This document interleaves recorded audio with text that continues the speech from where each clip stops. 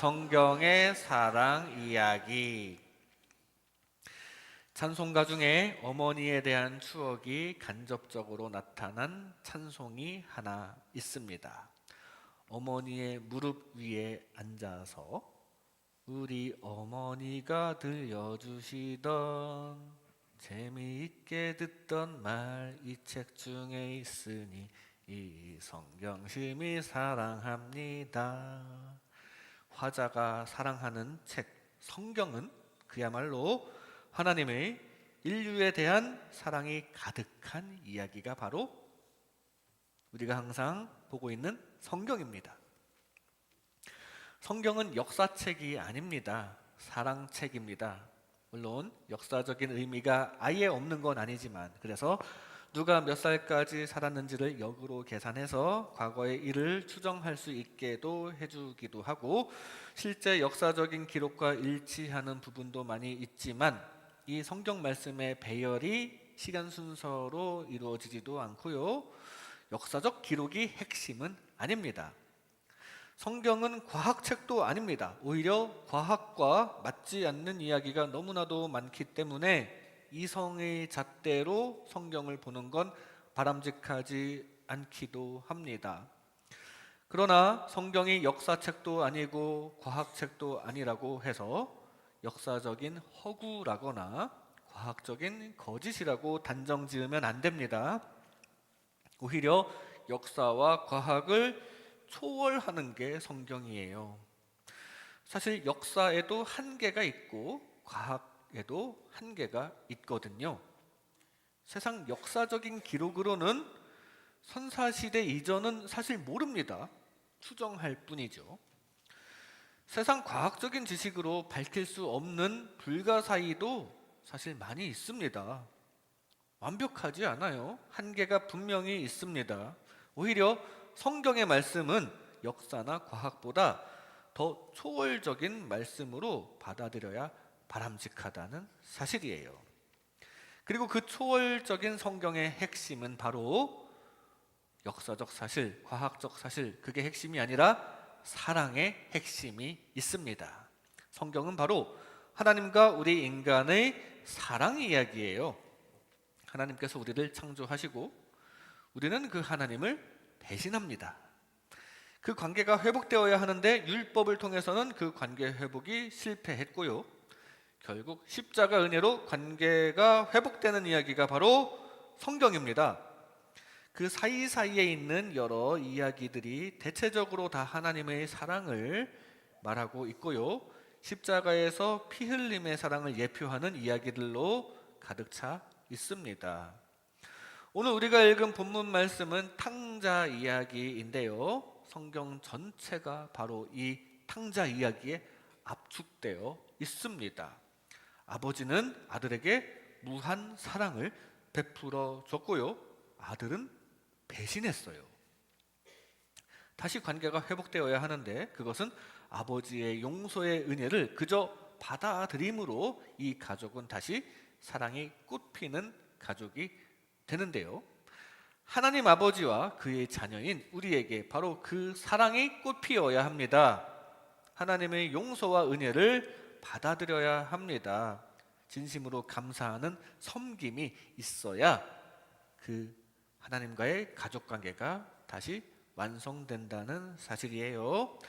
이 시간 가정의 달에 성경에 나오는 사랑이 회복되는 이 가정, 탕자의 가정을 살펴보면서 우리의 영적 가족인 하나님 아버지의 은혜를 깨닫는 가운데 감사와 찬양이 가득한 하나님의 자녀 되시기를 주님의 이름으로 축복합니다.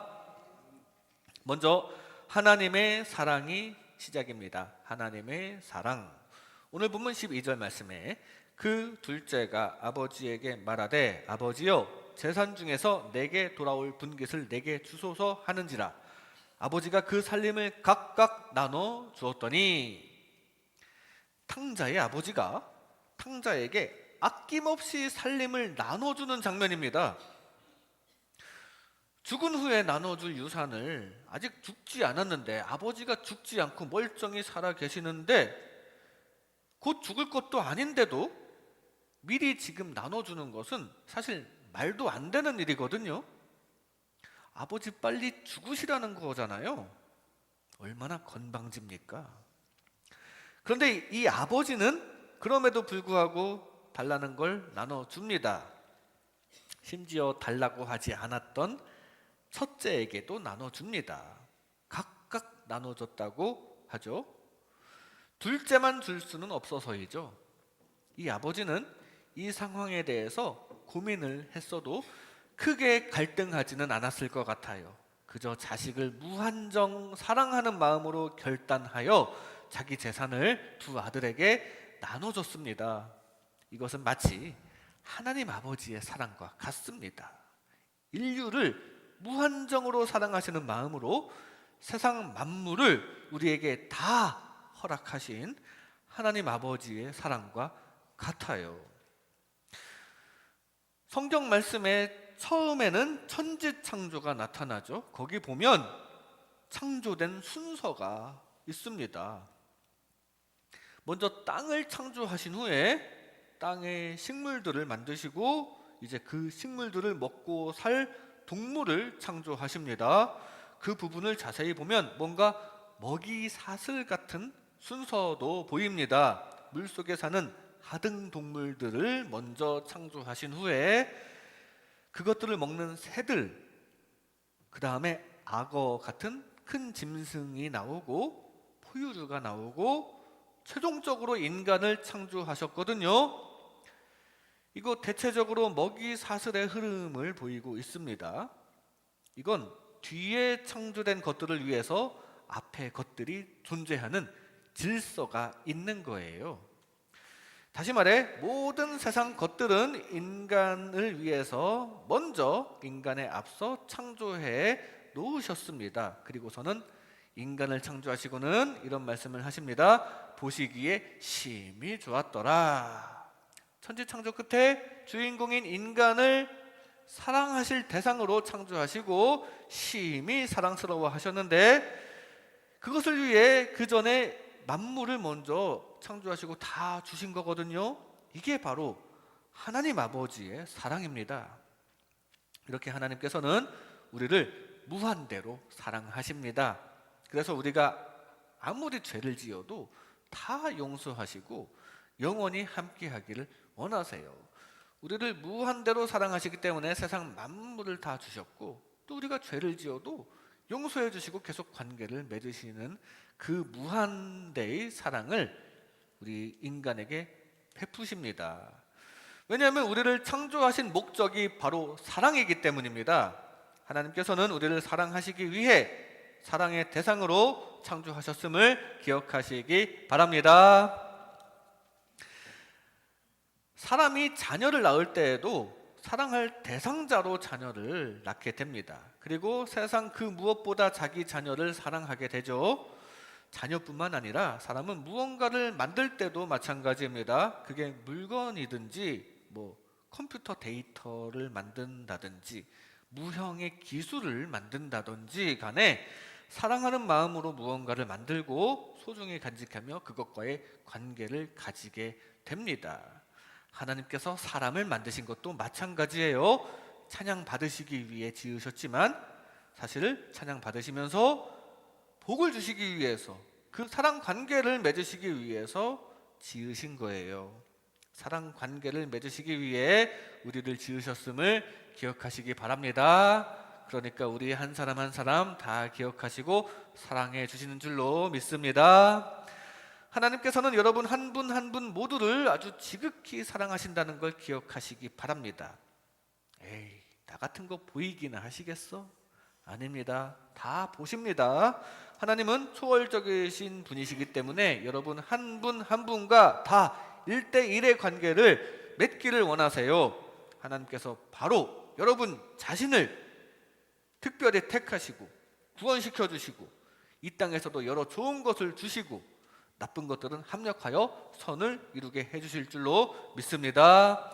하나님의 사랑을 믿고 감사하며 그 하나님께 사랑을 드리는 하나님의 자녀 되시기를 주님의 이름으로 축복합니다. 하나님의 사랑이 시작입니다. 다음으로 사람의 배신이 이어집니다. 사람의 배신. 오늘 본문 13절 말씀에 그 후 며칠이 안 되어 둘째 아들이 재물을 다 모아가지고 먼 나라에 가 거기서 허랑방탕하여 그 재산을 낭비하더니, 아니 유산을 미리 달라는 말도 안 되는 부탁도 사랑으로 들어줬더니 바로 배신하고 아버지를 버리고 떠납니다. 이제 더 이상 아버지에게 받을 게 없다 이거예요. 이 세상에서도 간혹 가다가 단물만 쪽쪽 빨아먹고 사라져버리는 행태가 있잖아요. 지금 그런 행동을 자기 아버지에게 하고 있는 겁니다. 받을 것만 받고 떠나버렸어요. 이것은 마치 인간이 하나님을 배신하는 것과 같습니다. 하나님께서 이 세상 모든 것을 아담과 하와를 위해 미리 만들어 주셨고, 심지어 세상을 정복하고 마음껏 먹고 즐기고 번성하라고 하셨는데 그 깊은 은혜는 기억하지 않고 그냥 받을 것만 받아버리고 배신해버려요. 뭐 하나 하지 말라고 했다고 그 한 가지 하지 말라고 한 거에 꼭 집착을 합니다. 하나님의 말씀을 버리고 사탄의 말을 듣고 하나님을 배신하고 마귀를 쫓아 선악과를 먹고 말았습니다. 그렇게 하나님과의 관계가 깨지게 되었고, 그 이후로 생로병사의 인생 고통 가운데 놓이게 되었다는 사실입니다. 이렇게 사람이 하나님을 배신하여 죄와 고통 가운데 놓였습니다. 하나님을 배신하지 않았다면 죄도 없고 벌도 없고 고통도 없고 부족함도 없었을 텐데, 사탄에게 속아서 하나님을 배신하니까 하나님 없는 세상에 홀로 놓이게 되었고, 그런데 세상은 그렇게 만만한 게 아니거든요. 우리는 세상에서 하나님 없으면 질병과 가난과 불화와 사망의 고통 가운데 놓여 있게 됩니다. 그 문제를 또 인간 스스로 해결하려다가 죄만 짓게 되고요, 점점 더 나빠지는 세상에 거하고 있는 게 지금 우리 인류입니다. 이게 다 하나님을 배신했기 때문이에요. 다시 하나님께로 돌아와 하나님과 가까이 하여 이 문제들을 회복시켜 주시는 은혜 가운데 거하시기 바랍니다.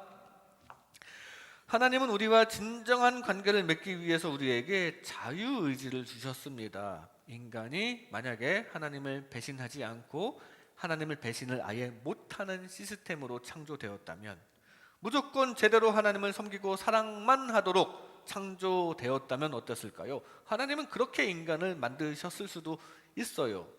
하지만 그건 진정한 관계가 아니거든요. 기계 같은 것이 되는 겁니다. 인간은 기계가 아니기 때문에 기계적으로 움직이는 존재가 아니라, 우리는 하나님을 배신할 수 있음에도 불구하고 하나님을 사랑하기를, 그걸 원하셨어요. 사람과 사람 사이에도 싫다는데 강제로 끌고 온다고 그게 관계가 해결됩니까? 아니죠. 하나님께서도 강제로 끌고 와서 사람이 하나님을 사랑할 수밖에 없게 하시지는 않았다는 거예요. 진정한 사랑의 관계를 이루기 위해서 우리 인간에게 부여해 주신 자유의지를 가지고 우리는 하나님을 배신할 수도 있고 사랑에 들릴 수도 있는데, 우리 인간이 사탄에게 속아서 하나님을 배신하면 그건 어쩔 도리가 없는 겁니다. 그저 안타까운 일입니다. 하나님께서 가장 안타까워하십니다. 사탄에게 속아서 하나님을 배신하는 이웃들을 보고 우리도 안타까운 마음이 있어야 합니다. 아직 하나님의 사랑을 발견하지 못해서 세상에서 우왕좌왕하는 영혼들을 볼 때 불쌍히 여겨야 합니다. 그게 하나님의 안타까워하시는 마음이거든요. 그래서 어떻게든 하나님의 사랑을 전하는 게 우리의 임무이고요. 그리고 우리 자신도 때때로 하나님을 등지고 다른 쪽으로 갈 때가 많습니다. 우리는 예수님을 믿고서도 여전히 자유롭거든요. 여전히 죄를 선택할 수 있습니다. 자유로워서요. 그 자유로 계속 세상 아닌 하나님만 향해야 하는데 그게 사실 쉽지 않습니다. 그러므로 늘 기도하는 마음으로 성령님의 도우심을 요청하여 악한 영이 주는 세상 욕심보다 하나님을 더 향할 수 있도록 해야 합니다. 하나님의 사랑을 걷어차며 배신하지 않고 우리도 하나님을 진심으로 사랑해드리는 하나님의 자녀 되시기를 주님의 이름으로 축복합니다. 사람의 배신이 이어집니다. 세 번째로 율법의 실패가 나타납니다. 율법의 실패.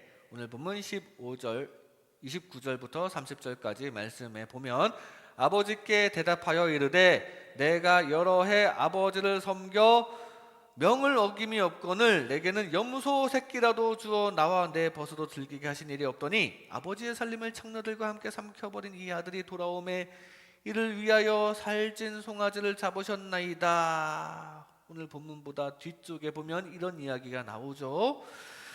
이제 깨어진 관계가 회복되어야 합니다. 탕자의 가족도 깨어진 관계가 회복되는 중에 있는데 갑자기 가만히 있던 형이 불만을 얘기합니다. 아버지, 저는 이것도 했고 저것도 했는데 제대로 인정도 안 해주면서 왜 저 배신자는 집에 다시 들이는 겁니까? 동생 들어왔다고 왜 환영해 주는 겁니까? 자기가 이것도 했고 저것도 했고 그 말을 하지 말았어야죠. 그 말만 안 했어도 멋있는 아들이라고 끝까지 아버지 곁을 지키는 늠름한 아들이었다고 인정해 줬을 텐데요. 열심히 아버지 곁에서 잘한 것입니다. 그런데 그걸 굳이 왜 말해서 굳이 스스로 높아지면서 점수를 깎아내립니까? 그리고 집 나간 안타까운 아들이 돌아오니까 아버지는 얼마나 기쁘겠습니까? 그 아버지의 마음에는 관심도 없고 그저 자기가 잘한 것만을 드러내고 있는 것입니다. 이게 바로 바리새인의 모습입니다. 하나님, 저는 죄도 안 졌고요, 금식도 하고 11주도 하고 하나님 잘 섬기고 있어요. 이거 은근히 바로 옆에 있는 세리 들으라고 하는 기도거든요. 너는 죄인이잖아. 너는 죄도 졌고 금식도 안 하지. 그런 말을 표현하고 싶어서 하나님한테 자기 의를 나타내는 기도를 큰 소리로 하고 있는 겁니다. 그런데 예수님께서는 바리새인이 아닌 세리가 의롭다고 평가하십니다. 율법 시대 성도의 모습이 바로 이런 모습이었어요. 율법으로 하나님과 관계를 회복하려는 것은 실패로 돌아갑니다. 왜냐하면 자기 의에 치중하게 되거든요. 나는 이것도 지켰고 저것도 잘했습니다. 거기에 치중하고 그걸 인정받으려고 하다가 그게 잘못된 방향으로 가게 되는 것입니다. 그래서 구약 시절 내내 실패만 반복하다가 끝납니다. 사사시대에 율법을 잘 지켜서 하나님 사랑하기를 노력했으나 결국 실패했고요. 왕정시대에도 뭔가 의를 쌓아보려고 했으나 결국 실패해서 하나님의 심판을 받아 나라도 갈라지고 북이스라엘도 망하고 남방 유다도 결국 망하게 되지요. 구약 성경은 이렇게 전체적으로 보면 하나님과 관계 회복의 실패 이야기입니다. 율법으로, 즉 행함만으로 하나님과 관계를 회복하는 것이 결국은 실패한다는 것을 보여주는 이야기가 바로 구약 성경 이야기예요. 이 율법의 핵심 목표는 사랑이거든요. 그런데 사랑하라고 주신 율법을 자기 멋대로 적용하면서 오히려 사랑과 멀어지고 있습니다. 그래서 실패해요. 예를 들어서 눈에는 눈으로, 이에는 이로 갚으라라는 율법 말씀이 있습니다. 그런데 이 율법의 핵심은 당한 만큼만 갚으라는 게 핵심입니다. 핵심은 당한 만큼만 정확히, 더 오버해서 원수 갚지는 말라는 게 핵심이에요. 공정성을 통해서 당한 만큼 그대로 똑같이, 더 오버하지 말고 공정하게 갚고 그 다음에 앙금을 풀고 서로 화해하고 사랑을 이루는 게 이 율법의 목적이었거든요. 그런데 사람들은 당한 만큼만 거기에 핵심을 두는 게 아니라 갚으라라는 그 단어에 핵심을 둡니다. 갚으라. 이거 봐, 율법도 원수를 갚으라잖아. 그러고서는 갚으라는 말만 신경 쓰고서는 더 심하게 원수를 갚습니다. 당한 만큼만 갚아야 되는데, 똑같이 해야 되는데 그보다 더 오버하면서 원수를 갚다 보니까 이제 원수 갚음을 받은 입장에서는 다시 또 그걸 또 복수를 하게 되고요. 복수와 복수가 꼬리에 꼬리를 물게 되고 오히려 사랑이 아닌 전쟁만 더 커지게 되었거든요. 그래서 안 되겠다 싶어서 예수님께서도 나는 너희에게 말하노니 악한 자를 대적하지 말라. 그 율법을 수정시키십니다. 그거 그대로 갚으려고 하지 말고 당한 만큼만 똑같이 갚아서 공정하게 하려고 했는데 그게 안 되니까 그냥 악한 자를 대적하지 말라고 율법을 수정하십니다. 이렇게 구약시대의 율법을 통한 사랑관계 회복은 실패합니다. 그래서 예수님께서 다시 대적하지 말라고 아예 원수 갚는 게 낫다고, 원수 갚지 않고 용서하는 게 낫다고 수정을 하십니다. 율법을 가지고 율법에 있는 이 말씀을 기준 삼아서 사랑 관계를 회복하려면 우리는 그 율법 말씀을 모든 것을 다 항상 행해야 한다고, 그러지 않으면 저주 아래에 있는 자라고 갈라디아서 말씀은 증거합니다. 율법대로 하려면 100% 완전해야 하거든요. 근데 그거 불가능합니다. 방금 말씀드렸듯이 율법을 잘못 적용하게 되거든요. 그래서 사랑을 행하지 못하게 되고요. 우리는 100% 사랑의 마음을 갖는 것도 사실상 불가능하기 때문입니다. 그래서 구약 내내 율법을 통해 인간의 힘으로 하나님과 관계를 회복하지 못했던 거예요. 우리가 율법처럼 지키고 있는 것들이 있죠. 우리가 주일을 성수하고 11조를 내고 기도하고 전도하고 봉사하고, 물론 다 소중한 행위들이고 우리가 의무 삼아야 할 필요가 있는 행동들입니다. 그런데 중요한 건 그 행동들의 핵심이 무엇인지는 우리가 항상 잊지 말아야 합니다. 그 신앙 행위 자체에 핵심이 있는 게 아니라 그 신앙 생활을 통해 나타나는 사랑이 핵심임을 늘 기억해야 합니다. 우리의 신앙 행위를 통해서 하나님을 사랑하고 이웃을 사랑하는 게 중요한 것이라는 것을 잊지 마시기 바랍니다. 아니, 진정한 하나님 사랑과 진정한 이웃 사랑이 있을 때 자연스럽게 나타나는 게 신앙생활이에요. 바라기는 진정한 사랑으로 인해 신앙생활과 삶의 좋은 열매가 나타나시기를 주님의 이름으로 축복합니다. 율법의 실패가 나타납니다. 마지막으로 복음의 성공으로 마무리됩니다. 복음의 성공. 오늘 본문 20절 말씀에 이에 일어나서 아버지께로 돌아가니라. 아직도 거리가 먼데 아버지가 그를 보고 측은히 여겨 달려가 목을 안고 입을 맞추니. 아버지께로 돌아갔더니 지금까지 눈이 빠지게 기다리고 있던 아버지가 달려와서 와락 끌어안는 장면입니다. 언제 올지 알고 기다렸을까요? 아니, 안 올지도 모르는데, 그런데도 아버지는 언제라도 돌아오기를 바라면서 기약 없이 눈이 빠지도록 기다렸다는 사실입니다. 바로 우리 잃은 양들을 향한 하나님의 마음이 바로 이렇습니다. 돌아올지도 모르고 언제 올지도 모르지만 눈앞에서 계속 눈이 빠지도록 기다리시는 하나님의 마음이 바로 이렇다는 거예요. 그리고 돌아오니까 그간의 잘못은 전혀 추궁하지 않고 무조건 용서하고 받아들이는 장면입니다.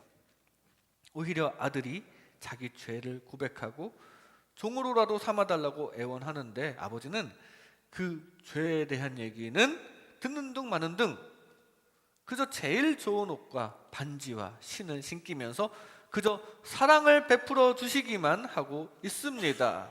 이것이 바로 십자가 복음이에요. 하나님께서는 무조건 용서해 주시는 은혜를 베푸셨고요. 이 복음은 성공적으로 우리와 하나님과의 관계를 회복으로 이끌게 됩니다. 이게 성경의 결론인데요.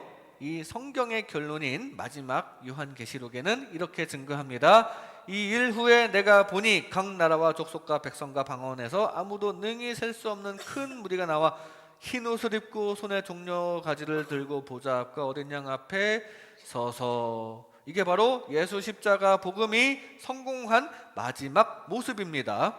구원받은 무리들이, 바로 여러분들이 예수 십자가 피로 씻은 흰 옷을 입고 하나님과 영원한 사랑 관계의 회복을 이루게 되는 장면이에요.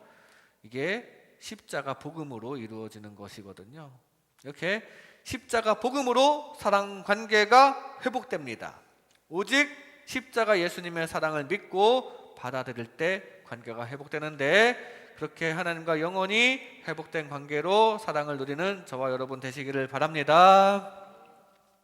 아까 진정한 사랑의 마음으로 행동의 열매를 맺어야 한다고 말씀드렸죠. 그런데 사실 인간이 먼저 사랑을 시작하기가 어렵습니다. 왜냐하면 사랑은 인간의 본성이 아니에요. 인간은 사실 죄로 오염되었기 때문에 현재 인간은 욕심을 추구하게 되어 있습니다.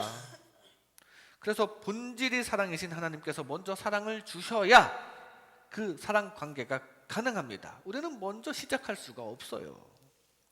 값없는 십자가 사랑을 주시는데 그걸 우리 영혼 깊숙이 받아들이고 그 사랑을 하나님께 드리고, 그래서 하나님을 제대로 섬기고, 그리고 그 사랑을 또 이웃에게 베푸는 하나님의 사랑의 자녀 되시기 바랍니다. 하나님의 무한하신 사랑 마음 깊숙이 받아들이고 또 베풀 수 있는 저와 여러분 되시기 바랍니다. 갈등이 있은 후에 그것을 회복하면서 사랑할 때 그 사랑이 더 커지게 됩니다. 남녀 간에도 만나서 사랑이 깊어지다가 뭔가 안 맞아서 한번 싸우고 나서 그럼에도 불구하고 다시 서로를 인정해주고 사랑해줄 때 비 온 뒤에 굳은 땅이 단단해지듯이 그 관계도 더 단단해집니다. 세상 많은 관계들도 다 마찬가지죠. 하나님과의 관계도 마찬가지입니다. 에덴 동산에서 우리 인간의 단점을 다 보셨거든요. 우리가 얼마나 부족한지 다 보셨습니다. 그런데도 불구하고 하나님께서는 십자가 사랑을 퍼부어 주신 거예요. 우리는 그걸 깨닫고 믿고 하나님께로 돌아갈 때 이제 하나님과 더 단단한 사랑 관계가 이루어지는 것입니다. 우리의 단점까지 받아들이시고 용서해 주신 크신 사랑이거든요. 우리가 이렇게 항상 죄를 짓고 부족한데도 불구하고 우리의 있는 그대로를 용납하시고 받아주시는 하나님의 사랑 때문에 하나님과 관계가 이루어지고 있는 거예요. 그거 기억하시고 감사하는 마음으로 그 사랑 그저 받아들이고 믿으시면 될 줄로 믿습니다. 값없는 하나님의 사랑을 믿음으로 하나님과 더 단단한 관계를 영원히 이루는 하나님의 자녀 되시기를 주님의 이름으로 축복합니다. 이 시간 성경의 사랑 이야기라는 제목으로 하나님의 은혜를 나눴습니다. 하나님의 사랑이 시작입니다. 여러분 한 사람 한 사람을 향한 사랑을 믿고 감사하시기 바랍니다. 사람의 배신이 이어집니다. 성령님의 도우심을 통해 우리는 세상 욕심보다 하나님을 더 향할 수 있기를 바랍니다. 율법의 실패가 나타납니다. 행동보다 사랑의 핵심이 있음을 기억하시기 바랍니다. 복음의 성공으로 마무리됩니다. 값없는 하나님의 사랑을 믿음으로 단단한 관계를 이루는 저와 여러분 되시기를 주님의 이름으로 축복합니다.